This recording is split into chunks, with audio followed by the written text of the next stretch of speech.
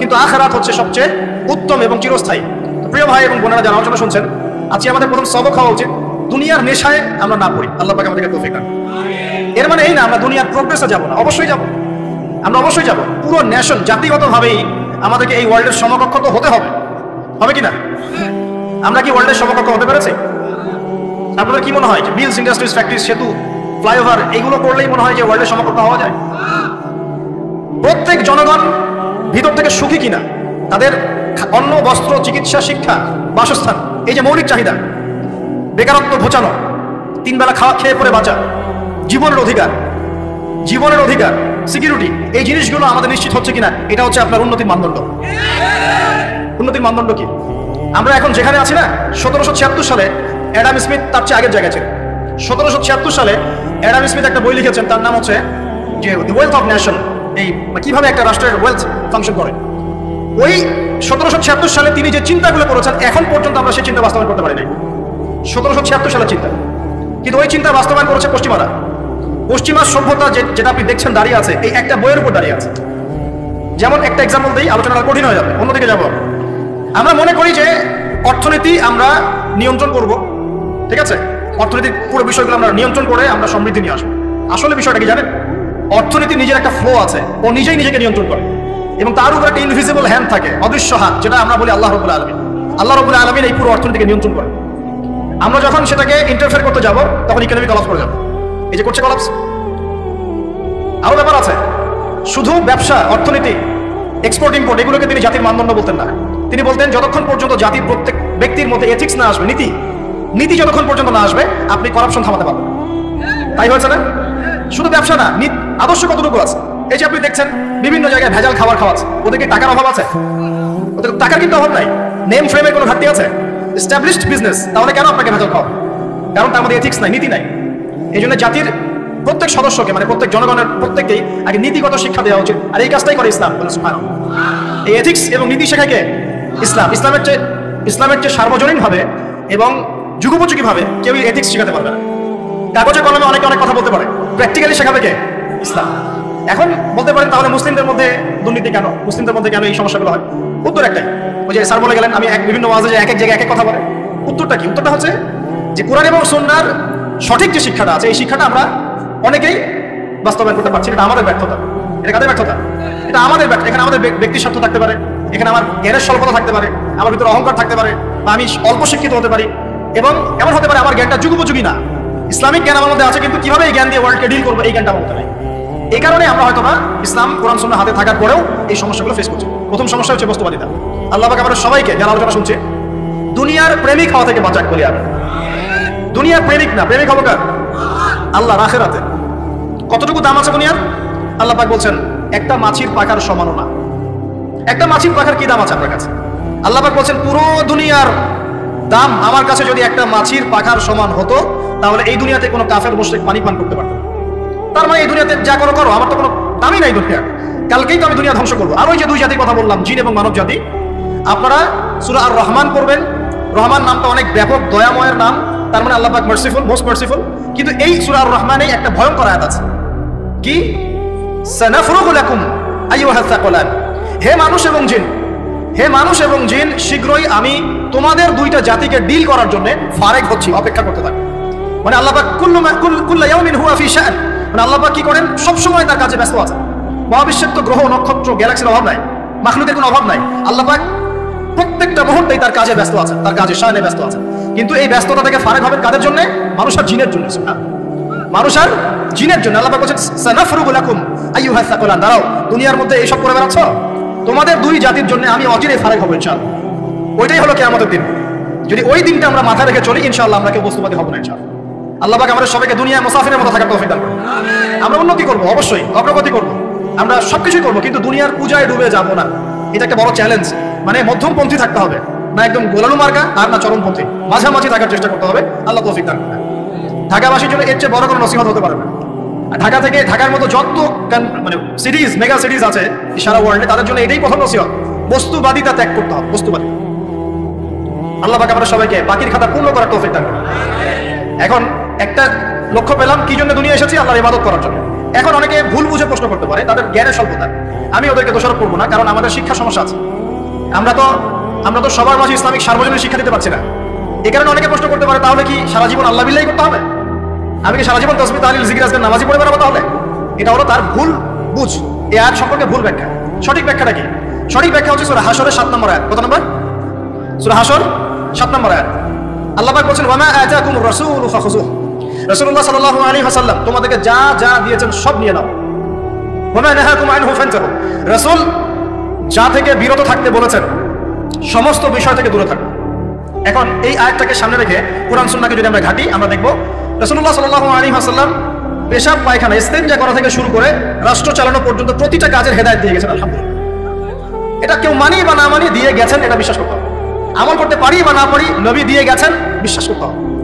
দলিল চাচ্ছেন, আপনি সহিহ বুখারী খোলেন, মুসলিম খোলেন, তিরমিজি, নাসাই, আবু দাউদ এগুলো খোলেন, দেখবেন আপনি ইস্তেঞ্জা করবেন কিভাবে, বসবেন কিভাবে, ঢোকার সময় কোন পা দিয়ে ঢুকবেন, বের হওয়ার সময় কোন পা দিয়ে বের হবেন, ইস্তেঞ্জা করার সময় কথা বলতে পারবেন কিনা, কতটুকু বলতে পারবেন, গোসল কেমন করে করবেন, ওযু কিভাবে করবেন, আপনি আগে কি পা থেকে শুরু করবেন নাকি হাত থেকে শুরু করবেন, কিভাবে নামাজ পড়বেন, আগে গিয়ে কি সাজদা করবেন নাকি ইকামত হবে, আযান হবে, আল্লাহু আকবার তাকবীর দিবেন, কিভাবে নামাজ শেষে বের হয়ে আপনি ব্যবসায় চলে যাবেন, কিভাবে আপনি ব্যবসা করবেন, কিভাবে চাকরি বাকরি করবেন, সমাজের মানুষের সাথে মেলামেশা করবেন, মানুষকে দিনের দাওয়াত দিবেন, ইভেন কিভাবে আপনাকে যদি আল্লাহ ক্ষমতা দেন আপনি কিভাবে সোসাইটি মেনটেন করবেন, সমাজ এবং রাষ্ট্র মেনটেন করবেন, প্রতিটা হেদায়েত খুঁটিনাটি কোরআন এবং সুন্নাহ দিয়েছে আমাদেরকে। এই বিশ্বাস আগে রাখতে হবে।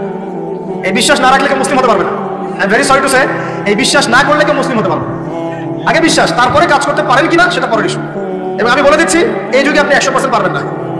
সিম্পল, এই যুগে আপনি 100% পারবেন না, এটা স্বাভাবিক। কারণ এই পুরো বিশ্বটা তো ইসলামাইজড না। পুরো বিশ্ব কি ইসলামাইজড? বরং পুরো বিশ্বটা কুফরের উপর আছে। কিসের উপর আছে? পুরো ওয়ার্ল্ডটাই কুফরের উপর আছে, পুরো ওয়ার্ল্ডটাই। একটা এক্সাম্পল আমি প্রমাণ করতে পারি, একটা এক্সাম্পল খালি। আল্লাহ পাক বলছে সূরা মুলক, রাতের বেলা পড়তে হয় না সূরা মুলক? রাতের বেলা সূরা মুলক পড়তে হয়, যে পড়বে তার কবরের আযাব হবে না ইনশাআল্লাহ। কবরের আযাব থেকে আল্লাহ পাক তাকে বাঁচাবেন ইনশাআল্লাহ। সূরা মুলক তেলাওয়াত করতে হবে রাতের বেলা। এই সূরার প্রথম আয়াতে আল্লাহ বলেছেন, তাবারাকাল্লাযী, বরকতময় সেই আল্লাহ, বিয়াদিহিল মুলক, যার হাতে পুরো মহাবিশ্বের ক্ষমতা। কার কথা? তাবারাকাল্লাযী বিয়াদিহিল মুলক, বরকতময় সেই আল্লাহ, যার হাতে পুরো মহাবিশ্বের ক্ষমতা, সার্বভৌমত্ব। ক্ষমতার বাংলা কি বলতে পারি আমরা? এটাকে ইংরেজিতে আপনারা কি বলেন? আপনারা বলেন সভারেন্টি। কি বলেন? সভারেন্টি বিলংস টু আল্লাহ। এখানে সভারেন্টি বিলংস টু কি? আল্লাহ। কিন্তু এই পুরো বিশ্বের সার্বভৌমত্বের মালিক কি এখন আল্লাহর বাকি আছে? মানুষ নিজের হাতে নিয়ে নিয়েছে। কথা বুঝতে পারছেন না? পুরো বিশ্বে আল্লাহর সার্বভৌমত্ব চলে এখন, মানুষের সার্বভৌমত্ব চলে এখন। তো পুরো ওয়ার্ল্ডটাই কুফরের উপর আছে না? বিশ্বটাই কুফরের। এখন বাদ দেন, এই ওয়ার্ল্ডে আপনি 100% ইসলাম ডিল করতে পারবেন না, সিম্পল। কিন্তু আগে বিশ্বাস করেন যে একদম টয়লেট থেকে শুরু করে আসমান পর্যন্ত সবকিছুই হেদায়েত কোথায় আছে, কোরআন শুনে আছে কি নাই? এখন মানতে পারি না, সেটা আলাদা ইস্যু। কেউ বিশ্বাস করেছে, মানতে পারে না, আল্লাহ তাকে মাফ করে দিবে ইনশাআল্লাহ। বিশ্বাস করেছি, মানতে পারিনি, আল্লাহ মানে বিশ্বাস করেছি, আমল করতে পারি নাই, আল্লাহ আমল করতে গিয়েছি, প্রতিবন্ধকতা পেয়েছি, সমাজ এমন ছিল না, বিশ্ব এমন ছিল না, আমি পারি নাই, আল্লাহ মাফ করে দাও ইনশাআল্লাহ। আল্লাহ মাফ করে দিবে ইনশাআল্লাহ। আল্লাহ পাক বলেছেন, কারো আমল নামায় যদি শিরকের পাপ না থাকে, যে কোনো গুনাহ আল্লাহ যাকে ইচ্ছা মাফ করে দিবেন। আমল নামায় এখানে শিরকের পাপ রাখা যাবে না, যে কোনো গুনাহ আল্লাহ যাকে ইচ্ছা মাফ করতে পারে। বুঝাচ্ছি, মনে করেন একটা জেনা করেছেন, আল্লাহ মাফ করুন। ওই জেনাকার ব্যক্তি যদি বিনা তওবাতেও মারা যায়, তওবা করে নাই, বিনা তওবাতেও মারা যায়, কাল কিয়ামতের মাঠে আল্লাহ পাক তাকেও মাফ করতে পারেন। আল্লাহু আকবার। কিন্তু একজন ব্যক্তি শিরক করেছে, তওবা না করে মারা গেছে, আল্লাহ তাকে মাফ করবে। এখন শিরকের পাপ ছাড়া যে কোনো পাপ আল্লাহ মাফ করবেন ইনশাআল্লাহ। সো আগে আকীদা পোষণ করি যে হ্যাঁ, কোরআন সুন্নাহয় সবকিছুর সমাধান আছে আলহামদুলিল্লাহ। এখন আমি আমল করতে গিয়ে হয়তো পারছি না। এখন আমার বিশ্বাস চলমান বিশ্বের সাথে সাংঘর্ষিক হচ্ছে, এবং এই বিশ্বাসকে দমিয়ে দেওয়ার জন্য কি করা হচ্ছে? এই বস্তুবাদিতার মতো আদর্শগুলো আপনার সামনে তোলা হচ্ছে। এখানে উত্তরটা কি? এখানে উত্তরটা হচ্ছে, দেখুন, ইবাদত মানে শুধুমাত্র নামাজ, রোজা, হজ, যাকাত নয়। ইবাদত মানে শুধুমাত্র নামাজ, রোজা, হজ, যাকাত নয়, বরং আমার জীবনের প্রতিটা সেক্টরই ইবাদত বলে কাউন্ট হবে যদি আমি সেই কাজটাকে নবীর সুন্নাত অনুযায়ী করতে পারি। আমার কথা কি বুঝতে পারছেন? এই হলো ব্যাখ্যা, ওয়া মা খালাকতুল জিন্না ওয়াল ইনসা ইল্লা লিয়াবুদুন। আমি জিন আর মানুষকে শুধু আমার ইবাদত করার জন্যই সৃষ্টি করেছি। আপনার ইস্তেঞ্জা করাটা ইবাদত। সুবহানাল্লাহ। আমার ইস্তেঞ্জা করা কার প্রয়োজন? আমার না, ইসলামের না আল্লাহ পাকের? নাউজুবিল্লাহ। ইস্তেঞ্জা কার জন্য করি? আমার প্রয়োজন। আমাকে এখন ইস্তেঞ্জা করতে হবে, কষ্ট দিচ্ছে আমাকে। খাবার খাবেন, কার জন্য খাচ্ছেন? আমার জন্য নয় কি? আমার জন্য। আপনি ব্যবসা করছেন, কার জন্য? আমার জন্য, আমার স্ত্রী সন্তান, আমার পরিবারের জন্য। আপনি সমাজ চালাচ্ছেন কার জন্য? আপনার জনগণের জন্য। এখানে স্বার্থ কার? মানুষের না আল্লাহ। আমার স্বার্থ, আমার স্বার্থে আমি এই সব কাজগুলো করব, নবীর সুন্নাহ অনুযায়ী করব, তাহলে দুনিয়াবী কাজগুলোতেও আল্লাহ পাক নেকি দিয়ে দিবেন ইনশাআল্লাহ।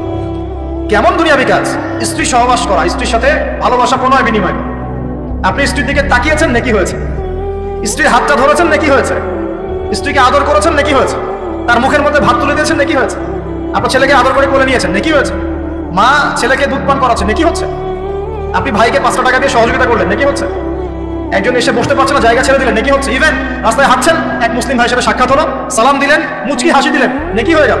তাহলে আমরা কিভাবে বলতে পারি যে ইসলাম কি শুধু নামাজ রোজা হজ জায়গাতেই স্বীকৃতি দেয়, এগুলো করতেই দুনিয়াতে আসছি, নাকি সব কাজই ইবাদত? আমার আলোচনা কি কঠিন হয়ে যাচ্ছে? আমাদের জীবনের প্রতিটা কাজই ইবাদত, যদি সেটা রাসূল সাল্লাল্লাহু আলাইহি ওয়াসাল্লামের সুন্নাহ মতো করা হয়। তিনটা জিনিস খেয়াল রাখতে হবে। কয়টা জিনিস ভাই? এক, সেই ইবাদত হতে হবে আল্লাহর সন্তুষ্টির জন্য। এই যে আমি স্ত্রীর মুখে ভাত তুলে দিচ্ছি, তার কাছ থেকে কিছু পাওয়ার আশায় নয়, আমি দিচ্ছি আল্লাহর সন্তুষ্টির জন্য। আমি যে একজন মুসলিম ভাইকে হাসি মুখে সাক্ষাৎ করলাম, ও আমাকে ভালো বলবে, পরে আমাকে হেল্প করবে, এমন এই জন্য নয়, আল্লাহ পাক সন্তুষ্ট হবেন তাই। আমি নামাজে দাঁড়িয়েছি, লোকে আমাকে ভালো বলবে এই জন্য দাঁড়াই নাই। দাঁড়িয়েছি কেন? যাতে আল্লাহ আমাকে কালকে আমাদের মাঠে বাঁচান। আমি দাড়ি ছেড়ে দিয়েছি কেন? মানুষ আমাকে হুজুর বলবে তাই, এই জন্য নয়, বরং আল্লাহ রাসূলের সুন্নাহ জীবিত করেছি, ইনশাআল্লাহ আমি 50 জন শহীদ সাহাবীর নেকি পাবো ইনশাআল্লাহ। কেন আমি টাকুর নিচে কাপড় পরছি না? কারণ কি মানুষ আমাকে বলবে নতুন ফ্যাশন? না, আমি এই কারণে পড়ছি যাতে রাসূল সাল্লাল্লাহু আলাইহি ওয়াসাল্লাম কালকে আমাদের মাঠে এই সুন্নাহর উপর আমল করার জন্য আমার পক্ষে সুপারিশ করেন। আমার ইবাদত, আমার পর্দা, আমার পরিবার, আমার ব্যবসা, আমার অর্থনীতি, আমার পলিটিক্স সবকিছু আল্লাহর জন্য করব, এই একটা হলো মূলনীতি ইবাদত কবুল হওয়ার। এক। দুই, সেই আমলটা হতে হবে রাসূলের সুন্নাহ মোতাবেক, অন্য কোনো পদ্ধতিতে নয়। মনে করেন আমি একজন খুব বড় বুজুর্গ হয়ে গেছি, নাউজুবিল্লাহ, আমি এত বড় বুজুর্গ হয়ে যাই নাই, যে টাইটেলগুলো আপনারা দেন এগুলোর কোনো প্রয়োজনও নাই। এখন একজন বড় বুজুর্গ এসে যদি আপনাকে কোনো ইবাদতের পদ্ধতি শিখিয়ে দেয়, যে এই পদ্ধতিতে ইবাদত করা অনেক ভালো হবে, কিন্তু ওই পদ্ধতির সাথে রাসূলের এবং সাহাবীদের পদ্ধতির কোনো মিল নাই, মুখরোচক মনে হলো, দেখতে সুন্দর মনে হলো, এবং অনেক মানুষ তা করছে, এরকম দলিল থাকলেও সেই কাজটা করা যাবে। কারণ কি? কারণ সেই কাজটা রাসূল সাল্লাল্লাহু আলাইহি ওয়াসাল্লামের সুন্নাহ মাফিক হয়নি। আল্লাহ রাসূল করেন নাই, সাহাবীরা করেন নাই, বাস আমি করব, ইমামরাও করেন নাই, পরবর্তী জেনারেশনের কেউই করেন নাই। এখন যত ভালো টাটকা মজা লাগুক, দেখতে সুন্দর লাগুক, বহু মানুষ করছে, এইসব দলিলে ইসলাম টিকবে না। আল্লাহ পাক বোঝার তৌফিক দান করুন। এক নম্বর শর্ত, আল্লাহর সন্তুষ্টির জন্য হতে হবে। দুই নম্বর, রাসূলের পদ্ধতিতে হতে হবে। তিন নম্বর, খুব ডিফিকাল্ট, তিন নম্বরটা বেশি ডিফিকাল্ট। প্রথম দুইটা পার হয়ে গেলেও তিন নম্বরে গিয়ে আমরা আটকে যাচ্ছি। আর বলবো, রাগটা করবে না তো? তিন নম্বর হচ্ছে রিজিক হালাল হতে হবে। রিজিক হালাল হতে হবে। পশ্চিমের আদলে গড়া এই পুরো বিশ্বের বেশিরভাগ মানুষের রিজিক এখন হারাম।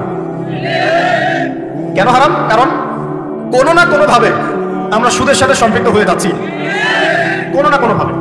আর নবীজি অনেক আগেই বলেছিলেন, 1400 বছর আগে, যে একটা জামানা তোমাদের সামনে আসবে, যে মানুষ সুদ খেতে চাইবে না, তার গায়েও সুদের ছিটাফাটা গিয়ে লাগবে। আচ্ছা কিনা? এখন আপনি খেতে চাইবেন না, আপনাকে মেসেজ পাঠিয়ে দেওয়া হবে আপনার অ্যাকাউন্টে এত টাকায় জমে আছে, কি করবেন এখন? টাকাটা আপনি সুদের টাকা।